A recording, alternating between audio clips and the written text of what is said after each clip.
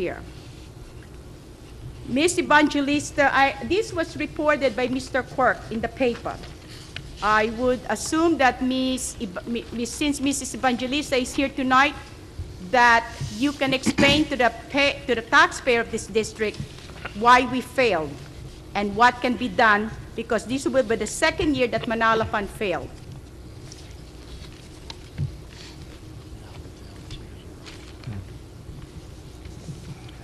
You also have an attachment 1. You have a total, this is the curriculum writers assigned 2010-2011. When I total the hours here, you have 470 hours at a rate of $46.15, a total of $21,690.50. Where is this money coming from? Under what line item and whose department is it going to? I hope you will respond to all these questions. Thank you.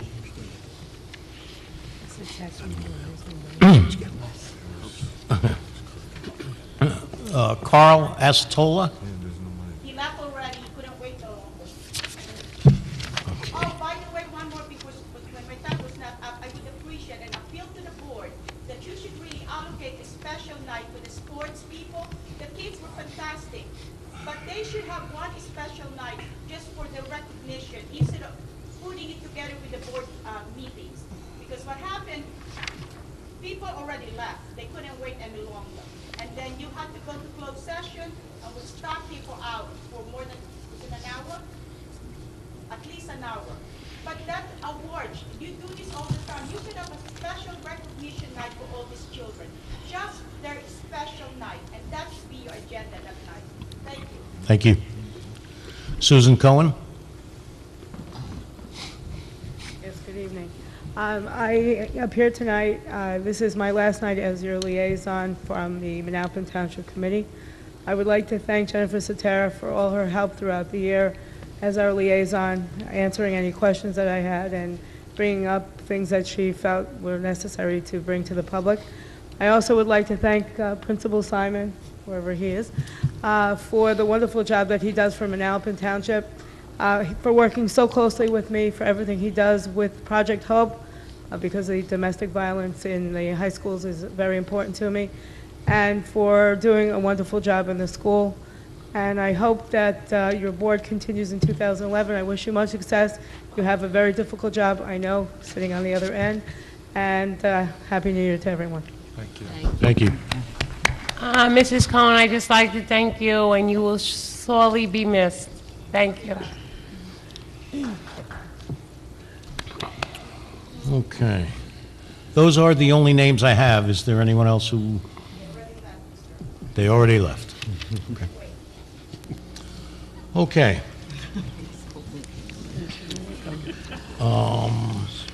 Was that a smile, or was that gas? Was it a smile? Was it a smile, actually? Without objection, I'd like to propose that we move the entire agenda, H1 through L1, with the noted addenda. I just have one You have a correction. couple, absolutely. And I have a couple, right. On page 10 of the agenda, to cancel the rescind of Thomas Jennings. Just cross out the whole, Cancel the the whole rescind. thing. Yes. Oh, before we do that, we need to get back to Mrs. Close's questions. Yes. I apologize. Let's, yeah.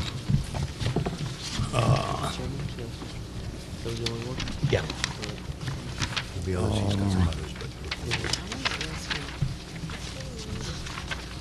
Okay. Question, oh, you have them? Oh, good. Okay. someone's got to move to table. Okay. But let answer the questions first.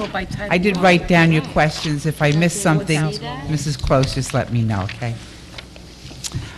Well, first, since you were the second person to speak, Mr. Schwelnick, you didn't ask any questions.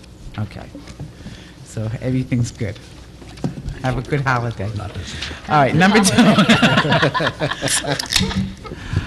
Page 5, you were looking at the approval of, let me just get to page 2. The approval of the stipend. Okay, the junior ROTC instructors, they are not part of the teacher's contract. They are not in the negotiating, that bargaining unit. They do get paid half by the Navy, and they do have paid, I think it's maybe less than half the Navy pays, and is it about half? 50%. Okay, it is 50%, and half of it is paid from public funds. She's questioning the stipend. Can we not have this? They work, Yeah, because they're doing the job. So yeah, they gotta they're, pay Hear them. from us and hear from... They've been asking for this. for a long, this is beyond their contracted day. That's what they're doing. This is beyond their day.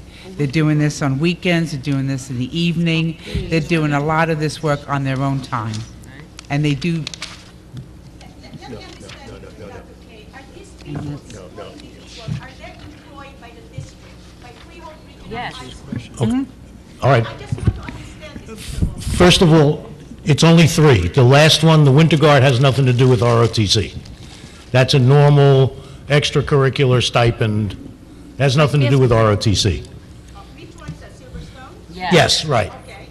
It's just the first 3 that are $1,000. yes. Total of $50,000. So isn't it if they are contracted teachers, it's the only time they can earn stipend? No, they're not contracted teachers. they're non-units. They're not members of the teachers' union. Half of their salary is paid by the Navy. These are responsibilities that they take on in addition to their normal responsibilities in the classroom. They, as Dr. Kegler said, they put in hours upon hours on weekends in the evenings to train the drill team. I understand, but this was never done in the past, yes? Yes. So we're setting a precedence again. We're trying to minimize the stipend that we're allocating for every year. We're never going to reduce that stipend. It just keeps on building and building, and then comes the budget time, you're going to scream, we're in 10 million deficit again.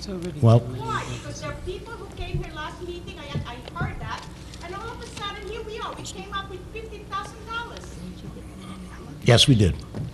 The, I mean, don't expect the budget to pass Came out of with the that school's kind of budget. generosity. Yeah. okay, were there, Yeah, this money has already been budgeted in the school's budget, and it has been reallocated to support this stipend. So you're setting a precedent now again. There's no, So there's- next No. we're gonna do this stipend the- again.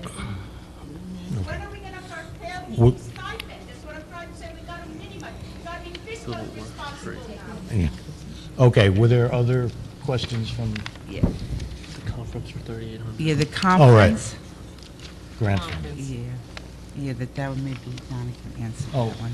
Ms. Evangelista, would you address the question regarding the conference that Mr. Phoenix, Arizona. Bleakley, is it? Yes, Mr. Bleakley is attending the AVID conference. It is the first step in instituting a program requested by Mrs. Jewell to help students who are underperforming in a school that has a percentage of students who are economically disadvantaged. It is a national program. The training center is in Phoenix that Mr. Bleakley will be attending. Mr. Bleakley is the lead team leader for Freehold High School. Neighboring district close to ours uses the AVID program. It is very successful. You'll note on attachment 3, Mrs. Close, that it is being funded through our Title I funding. It is not a local funded item. We budgeted for it through our federal grant, No Child Left Behind, Title I. So it's not coming from our No. Right. Correct. money. $3,828 is funded by Funded by the Title I. Title I. Probably answer the SAT program. Okay, No matter, we're not paying. okay. Yeah, they have training around the country, and later on in the year, we'll be training the full team, and that will be somewhere in the country. I believe they're looking at a training site in Orlando, but again, that will be funded through the federal grant.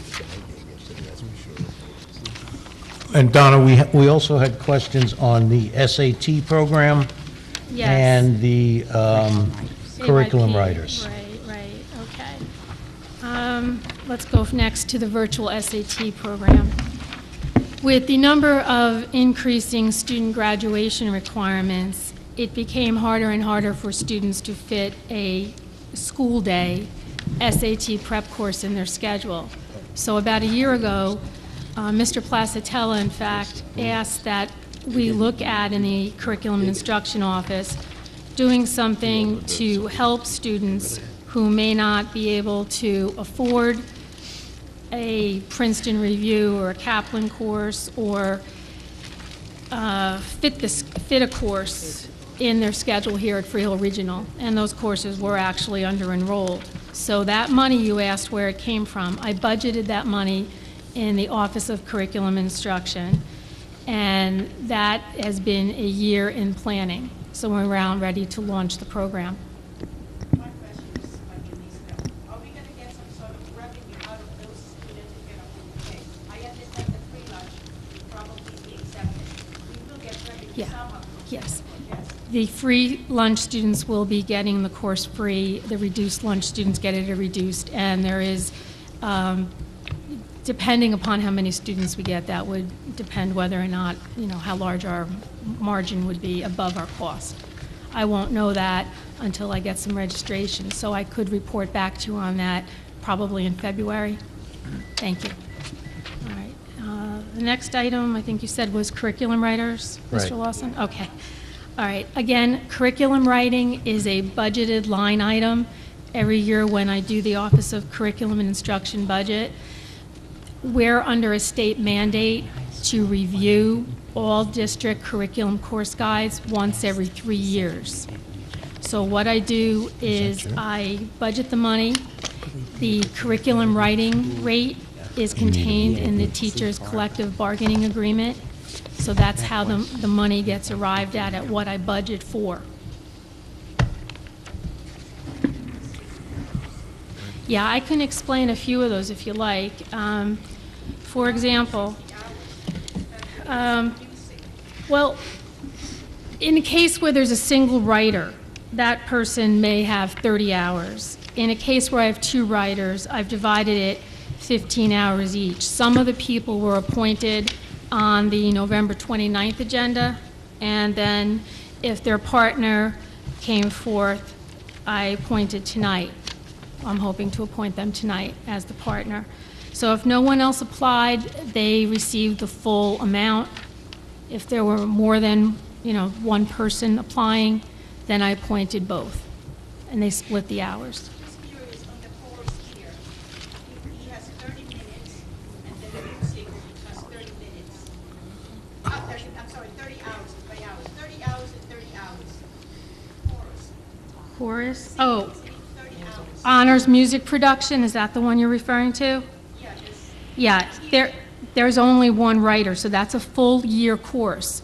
So that would get 30 hours of review. If I had another writer for that course, it would be split 15 each. you mean they're writing new They're revising, yes. The state changed all of the core curriculum content standards, You know, right? and we have to align by state law to those new standards. Speaking to these people. It's the course, just. And Donna, one more. Yes. AYP at Manalapan this year? Yeah. AYP at Manalapan last year, a disaggregated subgroup, special education students, they failed to make AYP in the area of language arts literacy. That was last year. The scores that were most recently reported were for the March 2009 administration. The group, again, that failed to make adequate yearly progress, not in language arts, they passed there. Now there was a problem in mathematics. So we've instituted several programs. The state has mandated that students receive an educational proficiency plan known as an EPP.